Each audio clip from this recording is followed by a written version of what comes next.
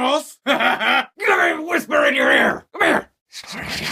This week we're starting our discussion of Season 7. We're coming up on the end, animals. First up, it's dramatic structure. Today we're looking at the connection theme of Season 7, legacy. Legacy is most commonly expressed in two ways. There's descending legacy and ancestral legacy. Descending legacy refers to the legacy that a character leaves for their descendants. Ancestral legacy refers to the legacy a character inherited. We see some descending legacy in the 7th and final season of The West Wing. This is the last year of the Bartlett administration, and the staff is consumed with what their legacy's gonna be. How are they going to spend their last year? How can they best leave their mark before their time is up? What shape will they leave the country in for the next administration? Ancestral legacy is like what we see in the 7th and final season of Buffy the Vampire Slayer. The Slayer is a title and responsibility that Buffy's inherited.